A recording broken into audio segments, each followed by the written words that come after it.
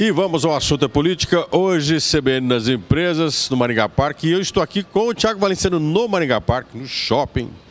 Nós estamos aqui com o assunto da política e falando de algo que aconteceu ontem. Ontem nós tivemos uma conversa em rede com a CBN Maringá, Ponta Grossa, Cascavel e União da Vitória. Nós tivemos uma conversa com o ex-juiz, ex-ministro Sérgio Moro. E Moro lançou um livro falando sobre a luta dele no combate à corrupção. Falou nesse livro, escreve nesse livro, na primeira parte dele, a sua experiência à frente da Lava Jato, a experiência dele na Justiça e depois da segunda parte no Ministério da Justiça e Segurança Pública durante o governo Bolsonaro. Não faltou críticas a Bolsonaro e ele disse que não tem nada contra o Lula. E aí quem vai conversar sobre essa entrevista que fizemos ontem com o Moro é o Thiago Valenciano. Thiago, é com você.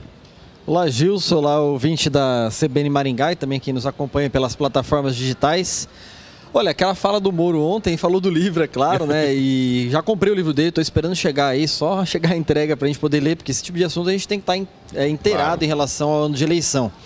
Mas a fala do Moro, assim, é interessante que ele já começou tentando trazer uma conexão com o público paranaense, né? Falou, sou de Maringá, já morei em Cascavel, se não me engano, né? Já tive em Ponta Grossa, Foz. Ele deu uma erradinha ali na hora que ele falou do Vale do Iguaçu, né? Lembrou de Foz do Iguaçu. Deu uma perdidinha. Iguaçu não tem nada a ver com Foz do Iguaçu. Não tem nada a ver, mas foi embora. Também não ficou olhando muito para a câmera, né? Falando do aspecto técnico da entrevista dele, ficou meio de lado ali, estava meio envergonhado ainda, mas foi uma entrevista importante porque talvez seja a primeira entrevista que ele concedeu depois da pré-candidatura, e eu acredito que seja, para uma rádio maringaense, né? De fato, o Moro é de Maringá. E eu até cobrava disso quando ele lançou a pré-candidatura dele, que ele precisa vir para Maringá, né? Ele tem que ser visto na rua, ele tem que estar aqui, nem que seja no shopping, aqui no ar-condicionado. Ele falou que vem o ano que vem. Ele tem que estar na rua, ele precisa estar em Maringá, ele precisa começar as coisas pela cidade dele, porque isso é muito simbólico na política. A gente tem uma tradição política em Maringá, por exemplo, das campanhas começarem pelos bairros mais populosos. Vários candidatos faziam comícios ou o lançamento das candidaturas no Jardim Alvorada, que se tornou aquele bairro místico a partir do próprio Tadeu França, o qual fez a biografia dele, né, de que o Alvorada sempre elegeu alguém e tinha uma representatividade política. A lógica vale para o caso do Moro, ele precisa começar a fazer a campanha dele por Maringá.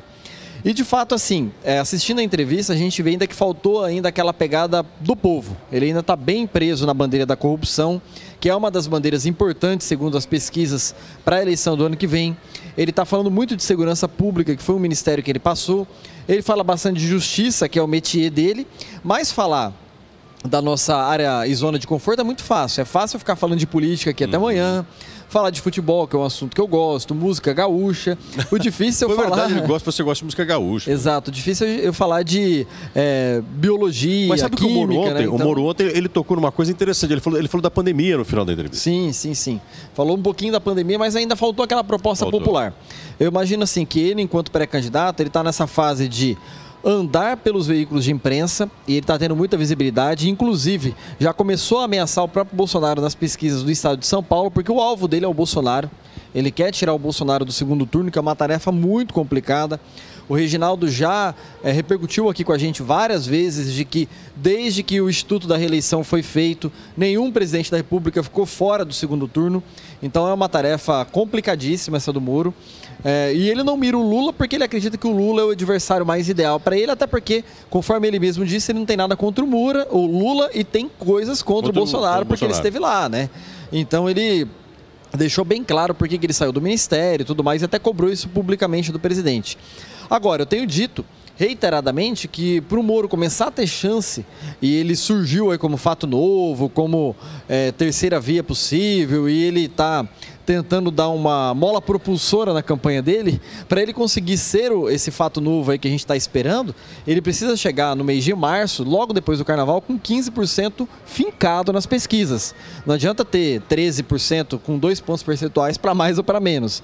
Ele tem que ter os 15% bem fincado. Agora senão ele não nos capitaliza. Ele está captando, Thiago, muita simpatia, captando pelo menos interesse de outros pré-candidatos.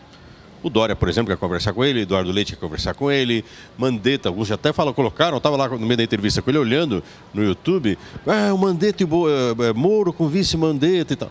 Você acha que ele vai acabar captando outros apoios, ele vai acabar fortalecendo um pouco Olha, esses outros candidatos querem falar com ele, até porque o Moro... É possível ter o diálogo com ele, né? Diferentemente do Lula, que todo mundo já sabe quem que é, e do Bolsonaro, que também não quer ter o diálogo, porque ele está fazendo a campanha dele, o estilo dele, o Moro, os outros candidatos querem falar com o Moro porque espera dele ter um diálogo, ou ter uma conversa mais franca, aberta, uma proposta de governo. E todos esses outros, eles só miram os dois. Né? Tanto o Ciro mira o Lula, mira o Bolsonaro, tanto o Dória, o Rodrigo Pacheco, o Mandetta, candidatos de menor expressão, como Cabo Daciolo, o próprio Imael, enfim, o Boulos, que falam que pode ser candidato, todos eles miram os dois que estão hoje na ponteira, até porque para você conseguir ser o terceiro colocado, você precisa tirar a voto dos dois, ou de um dos dois pelo menos. Então, talvez esses pré-candidatos queiram falar com o Moro por conta do diálogo, né? Eu atribuo isso a essa fala. Tiago, muito obrigado por essa conversa, obrigado por ter vindo aqui ao Maringá Parque. Hoje nós estamos aqui no CBN das Empresas, no Maringá Parque. Obrigado pela tua participação.